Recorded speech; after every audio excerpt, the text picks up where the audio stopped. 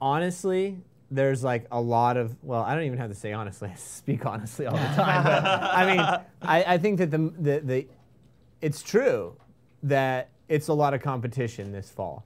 But I actually have this like whiteboard in my office with all of these dates lined out. And here's your FPSs that I can track. And I can prove that I'm tracking all this stuff based upon it. You had originally your competition being BioShock, being Halo, being Call of Duty 4, being Kane and Lynch, being Gears of War on PC, being Crysis, being Army of Two, being Haze, being Time Shift, if, you know, I was competing against myself, but, you know, looking at The Club, looking at Medal of Honor Airborne Assault, looking at Frontlines, looking at Fear expansion. Yeah, the Fear guys had put out the Perseus Mandate, I think it's called. And I can't think of all of them off the top of my head because so many of them moved out early. That was quite a few off the top of your head. There's about 28 in all that were going to come out within 2 months of Time Shift's release, right? And so there was a discussion internal to the office of, what do we do, what do we do, what do we do?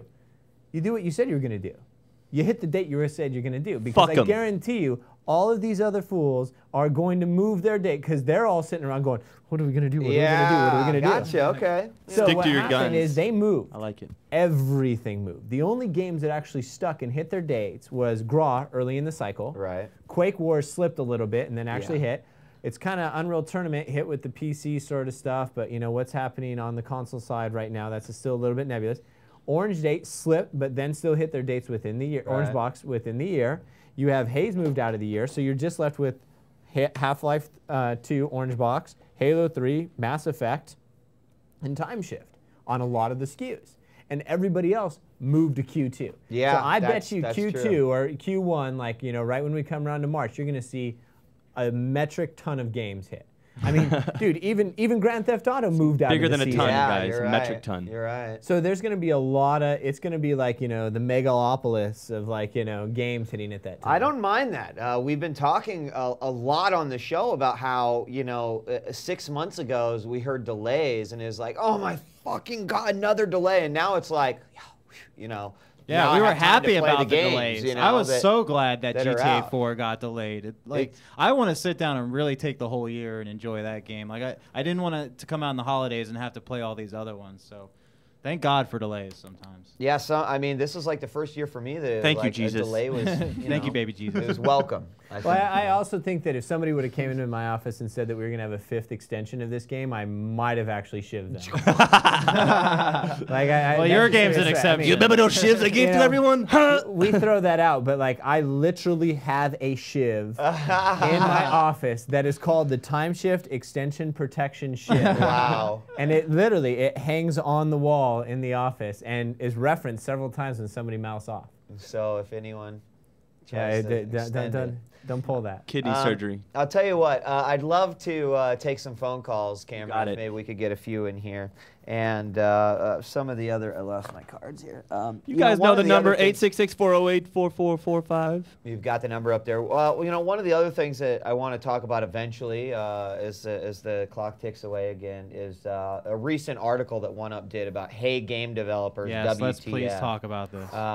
And I don't know if you've seen this feature. I have seen this Okay. And let's go ahead and let's take a phone call. We got here it, and he's first. got video. We got a caller. Caller, welcome to EG. What's up, man? Sup, noobs? Yo, what's up? You got a question for Kyle? Yes, actually. Great. I have not bought the game yet. Can you please, like, pitch it to me, like a 10-second pitch? And I'm going to actually make it a challenge for you. The only games I play are Madden, Halo, and Grand Theft Auto. Go. Time Shift is a first-person shooter where you as a user can slow stop or reverse the flow of time, allowing you to kick some serious ass at your own pace. It gives you the game where you have enough puzzles that it's interesting for you to like overcome your environment, but ultimately the game doesn't just end with a single-player experience, because if you're going to buy a next-gen game, which we should probably be calling current-gen, you got a world where I'm sick and tired of going from industrial environment to industrial environment to industrial environment. Let's see some different shit. So you can go from war-torn areas to indoor environments to outdoors to a huge Zeppelin that lumbers through a canyon. But it doesn't stop there. You can always jump online and you can slow, stop, and reverse time while you're battling out against your friends. Online. I think I hit over 10 seconds, but the thing you need to know is in time shift, you could shoot yourself in your own head in multiplayer. And Madden sucks, so there you go. Yeah. Wow. What do you think about that? Hey, you can just buy Madden next year. It'll be the trade same that. game. Yeah, exactly. Exactly. Does that help at all, caller? Oh yeah. Also, there's. It's GameStop right now. All right. Buy it. Good. I guarantee you, after you play the first level, you'll be sold. There, so there you go. Let's take another caller here. Then we'll move on to the Hey Game Developers WTF. And that guy should just go trade in Halo because that's the popular thing to do right now. Every time I go to the game store, I see some fool that's got a copy of Halo 3 in his hand and he's trading it in. Caller. Let's take I our can next thank my caller. copy of COD4 for Halo. Caller, welcome to EG. You got a question for Kyle? Yeah, howdy ho, guys. Anyway, I could frame this 1,000 ways, but I'm just gonna fire it out like this. How do you determine how high you turn the hype dial? Ooh. Wow. The hype train. How fast is that hype That's up to train PR gonna go? people, I thought. Yeah, though. you got to ask my PR people. I have a marching army of guys who like take care of all that stuff. But I think the hype dial is a really interesting thing, and I think that that's something that companies are only barely beginning to explore. I mean, look at like Assassin's Creed, right? Like you didn't see shit of that game other than the video everywhere you went, and then suddenly like they got Jade and a whole backstory into it's a woman who's a producer, you know. And you got to. I know from my own perspective, like how can you be spending that much time in front of the cameras if you're actually making the game? Like you got to spend like, and that's not a slant to her. I'm just saying, like, it makes sense from there's a some logical common perspective, logic that right? usually the guys who are doing the majority of the work on the game, you don't see out in the public that often because they're busy doing the work on the game. And it's the kind of thing where the hype meter, there's this whole thing right now. There's these modern buzzwords that are just filling the industry, like mass market. You know, we got to go after the mass market. I've never met some dude who goes, hey, by the way, I'm from mass market. Yeah. Or anything. Like, they never. Mass market. Yeah, I'm a mass market guy. And another word that they're really throwing out is AAA, right? AAA experience, AAA. I'm not quite sure what a AAA experience is, right? I suppose I should know because everybody else seems to know so much about it, but it seems pretty nebulous. And so once they've identified a game as a AAA game, it's like go time. It's like spend the money. 15 million for marketing, no problem. 20 million, yeah, we're gonna hit up a MySpace campaign and a Facebook campaign It's and a TV self-proclaimed, campaign. really. And I think that's what's really starting to hit the press right now, is at some point in time, after you've hyped to a certain point, the press cannot back down. Right? They've been like showing you in everything, every Editor's Choice Award, every looking forward to holiday this fall. So are you gonna sit there and tell me that some editor who's been like hyping Assassin's Creed is the future, man, for 2 years is gonna turn around and give the game a 60? Right. I'm not saying the game deserves a 60, I'm just saying like you cannot back down from that point. And so it kind of becomes a self-fulfilling prophecy, and I think that publishers are starting to pick up on that, right? As a whole, I mean, people are looking at it and thinking, wow, you know, if you build it, they will come, kind of a thing. We need to figure out how to get the hype going. That was a great question, caller, by the way, and It certainly is a double-edged sword, though. So. I mean, too much hype, and hype can actually look like the game sucks when in fact the game is just good. It just didn't live up to these monumental expectations that everybody artificially put on top of it. Well, and not only that, but just to add real quick, Suma, is a lot of the hype of today is just like, let's make the flashiest, like, computer-generated full-motion video sequence that we can and put it out there, rather than, yo, let's actually do something with our engine and demonstrate what our game can do. But we've got another caller on the horn here. Caller, what's welcome up, caller? Oh, there we go. Yes, it's loading. Hi. Okay. I've been wanting to ask this question for a while and everything. My question is, what's your views on game hacking and cheating and stuff? Like, because, you know, I've never really gotten an inside perspective on that. Oh. If you get what I mean. Game hacking and cheating. Yeah. Also, yeah, if it has anything to do with, like, the reviews and how that affects and everything. Yeah. I think that cheating, I'm totally on board with, right? Cheat codes, fucking up your friends, and like, you know, stacking the deck at home, awesome.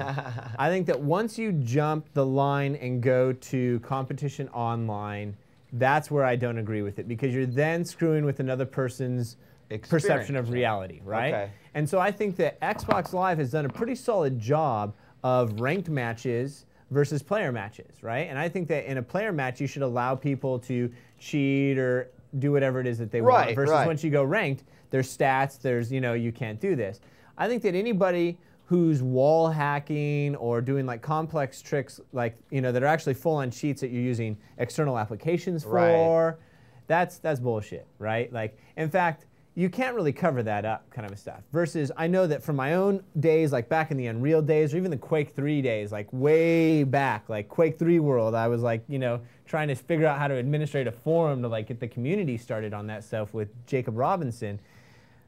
There's a clean line that I think Punkbuster kind of helped define. Yeah. Where I remember as playing competitively with these games, and we were never allowed to enter the competitions because in the industry, there's a line that I can't cross over and go play against you, and because I've played the game for months, I know how to dominate. But you get accused of cheating a lot when it's not cheating, right? Yeah. I don't view running a rail as railing through the level as cheating. I don't view the guys who have the quick turn or sensitivity per weapon as cheating. I don't view anything that the game engine is allowing you to do via a standard in-game interface as cheating. That's survival of the fittest. That's just the guys who like check. Because when we started pulling out, I think IGN put out a video 3 years ago for Unreal Tournament. They issued this like thing against us at Atari about who could beat who. Right. And so we show up, and unbeknownst to me, they were recording my machine, right? So I just joined as Pezman, I'm playing, I'm rocking it, and they start to, like fight back a little bit. So, the gloves come off, right? And you're like, all right, this is beatdown time. And there's a couple of patented moves that I really like had focused on like over time of just playing. One of which you could take the Raptor while 1,000 feet in the air, drop out, and you would take no fall damage if you entered the tank at exactly the right second. And you could like really beat some guys up. Well, that was recorded. And so the whole internet like explodes once people can see what that's doing. Kyle's a cheater. And the second thing was the Raptor video. At one point in time before it was patched, and this is 2K4, right? This is 2K4. Yeah. You could take the Raptor, and a Leviathan could unfold. That was that huge device that fired like a black hole ion cannon thing. And you could wedge it with the collision underneath there, and because it has no mass, you can lift the Leviathan I remember that one. And fly across the map. Yeah, I do remember that one. So Matt Frary, my PR guy, and myself sit down, and we start doing this in the match against them, right? Because, we know what we're doing. But I had no idea that we were being recorded. Afterwards, the video came out, and they're like, oh, cheater. I'm like, it's not cheating, it's in the game. We'll patch it eventually. Yeah. And if you guys want to have a rematch, I'll play you again. We'll win again. It's not like I needed that. It was just that we let you have a good time first. Awesome. Chances are off. That's awesome.